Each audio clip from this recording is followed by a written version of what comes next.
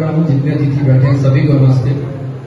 और सामने पंक्ति में और पीछे जितने बैठे हैं सभी को प्रणाम है। मैं जो लिखता हूँ वो तो दरअसल आपको नहीं सुनाऊंगा क्योंकि ये वैसा जगह नहीं है।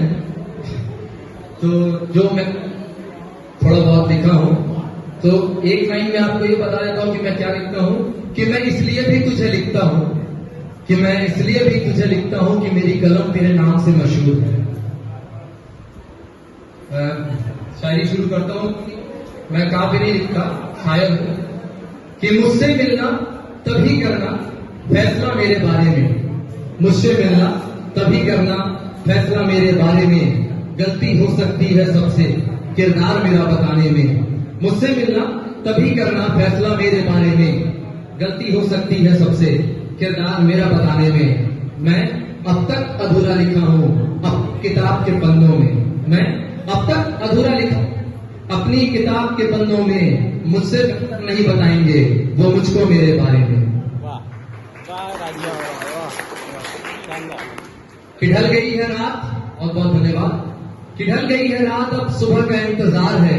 ढल गई है रात अब सुबह का इंतजार है। मेरा हुनर बताएगा कि क्या क्या इंतजाम है। कि ढल गई है रात और अब सुबह का इंतजार है। मेरा हुनर बताएगा कि क्या क्या इंतजाम है। अभी तो कुछ गज जमीन पर पैर पसारा है। पद पर हूं लिखा है कि अभी तो कुछ गज जमीन पर पैर पसारा है। मेरा हौसला आसमां छूने को तैयार है। मेरा हौसला आसमां छूने को तैयार है।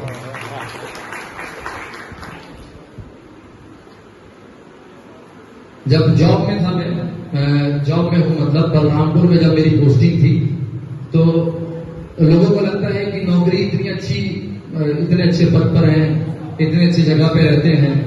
तो उस पर बताना चाहूंगा कि कैसा लगता है जब आप घर से मेरा शहर मेरा बैकुंठपुर है। तो जब आप शहर से दूर कहीं नौकरी करते हैं तो कैसा लगता है कि 2 वक्त की रोटी और शहर अजनबी है। 2 वक्त की रोटी और शहर अजनबी है। साहब सच्चाई है यही नौकरी है। और माँ के ऊपर बस 2-3 शेर करता हूं उसके बाद अपने कलम को विराम करूंगा कि ना तू ना होती है तो अजीब डर सा लगता है। तू ना होती है तो अजीब डर सा लगता है। तेरी आवाज सुनकर मकान घर सा लगता है। तू ना होती है तो अजीब डर सा लगता है। तेरी आवाज सुनकर मकान घर सा लगता है। और जब बाहर रहते हैं और रात को सन्नाटे की आवाज सुनाई देती है तो मैंने लिखा था कि तू ना होती है तो अजीब डर सा लगता है। तेरी आवाज सुनकर मकान घर सा लगता है। मैं महसूस करता हूँ अकेले रहकर भी। मैं महसूस करता हूँ अकेले रहकर भी। माँ तेरी दुआओं का असर हर जगह करता है। माँ तेरी दुआओं का असर हर जगह करता है। बहुत बहुत धन्यवाद। और वो दिन गुजर गए। वो दिन शादी हो जाती है, बच्चे हो जाते हैं तो माँ से थोड़ी दूरियां तो नहीं होती है लेकिन एक क्या होता है कि वो घर पे कामकाज रोक देती है। बहुएं घर में खाना बनाने लगती। तो मैंने लिखा कि वो दिन गुजर गए पर तेरी हाथों का जादू आज भी चलता है। वो दिन गुजर गए पर तेरी हाथों का जादू आज भी चलता है। वो दिन गुजर गए पर तेरी हाथों का जादू आज भी चलता है। तू जब रोटी पकाती है ना माँ, तू जब रोटी पकाती है ना माँ तो सारा घर महकता है। तो सारा घर महकता है।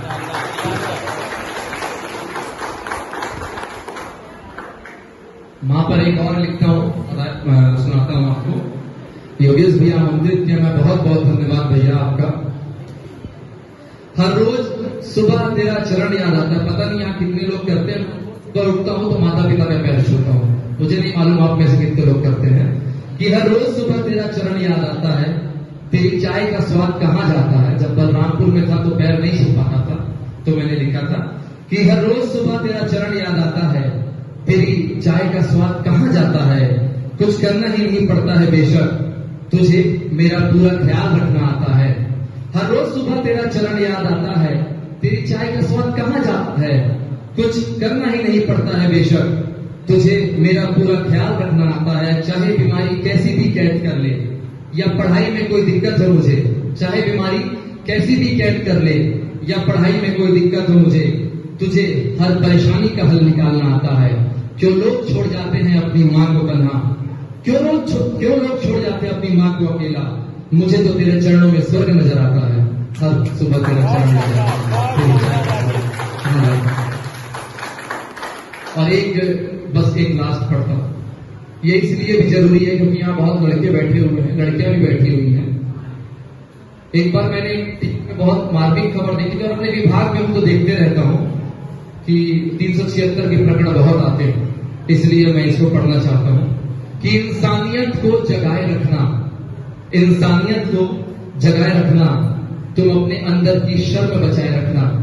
इंसानियत को जगाए रखना, तुम अपने अंदर की शर्म बचाए रखना। वो तुम्हारे तरफ देखे प्यार भरी नजरों से, तुम अपनी इतनी इज्जत बनाए रखना। कि इंसानियत को जगाए रखना, तुम अपने अंदर की शर्म बचाए रखना। वो तुम्हारे तरफ देखे प्यार भरी नजरों से, तुम अपनी इतनी इज्जत बनाए रखना। और थोड़ा उम्र का लिहाज और थोड़ा खौफ खुदा से, थोड़ा उम्र का लिहाज और थोड़ा खौफ खुदा से, उसके सामने अपनी हैवानियत छुपाए रखना।